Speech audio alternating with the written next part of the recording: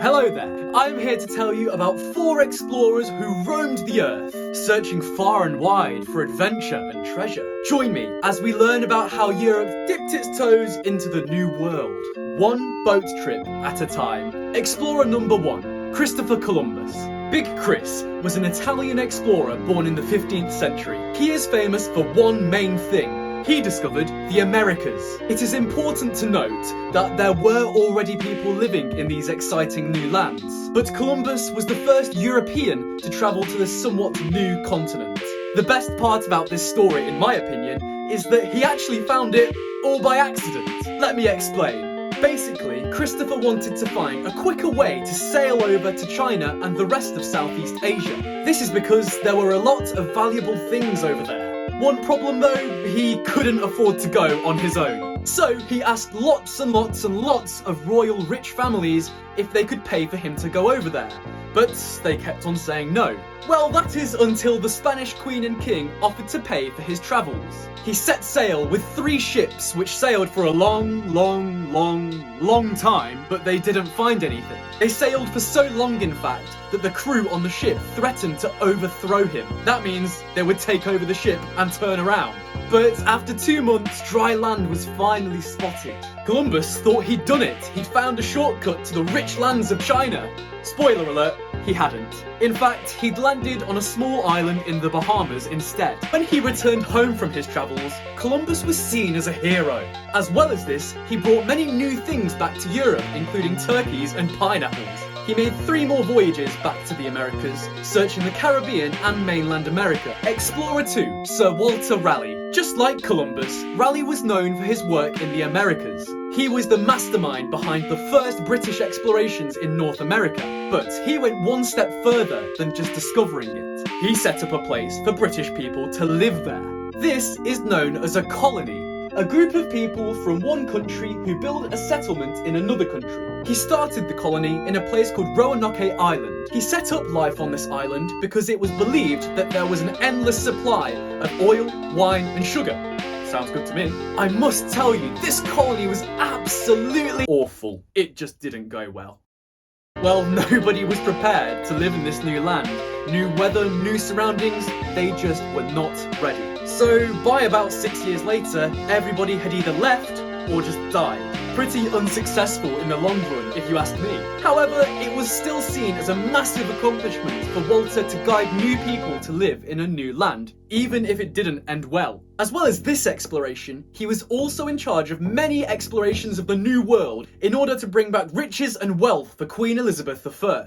Explorer 3, Sir Francis Drake. Alive at the same time as Walter Raleigh and working for the same Queen, Queen Elizabeth I, Sir Francis Drake was another British master of the seas. Drake was the first Englishman to circumnavigate the globe. This means he sailed all the way around the Earth in one trip. It took him and his crew 1,064 days to complete this voyage. That's just under 3 whole years. On top of sailing around the world, Sir Francis Drake was a fierce fighter. He led in the British war against Spain.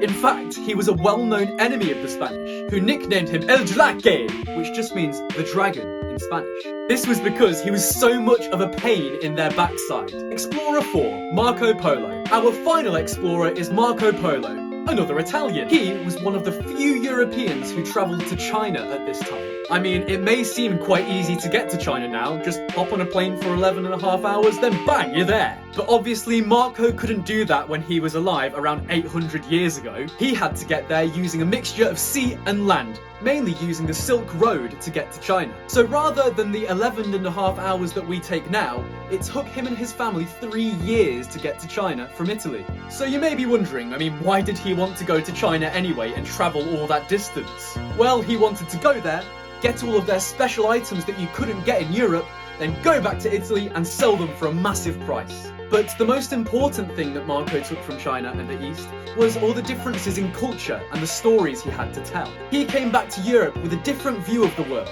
a view of the world that many who had just seen Europe just couldn't comprehend. We know about Marco because he told his stories to a man called Ruticello, who was a writer. He wrote them down and turned them into a book called The Travels of Marco Polo. Marco Polo may not have been the first European to travel to China, but he was certainly the most famous. So, how are they all different and how are they all the same? Well, first off, these are all European travellers. We have 2 Italians and 2 Brits. This means that their new world was anywhere that just wasn't Europe. In all honesty, it was just the normal world for most people who didn't live in Europe. All 4 of these explorers went travelling in order to gain something for either themselves or their country. Whether that be land, money, or both. In order to accomplish this though, there was always going to be somebody who lost out. And it tended to be everybody who already lived in these lands. Columbus and Raleigh both took the land of indigenous people, who were the people who lived in the lands before foreigners came and took their land. So whilst the Europeans benefited, the indigenous people suffered. Many of them were sent into slavery, which just makes things even worse. The only one who didn't really hurt anybody was Marco Polo. The mad lad just wanted to travel, buy cool stuff, and just have a great time in China in general. I mean, what a guy. Another thing that was the same for all 4 of our explorers is that they all used boats to travel. I mean, boats were the best way to travel back then. You could get across seas really quickly, and you could bring a load of storage with you. What's not to like? Something that we can't argue with, however, is the fact that these 4 men helped connect the world as we know it. Through knowledge, through trade, and through travel. The world would not be as together as it is now if these people did not go through these hard voyages first. And with that, I bid you farewell. So, thank you for watching Mr. D Does History. See you in a bit.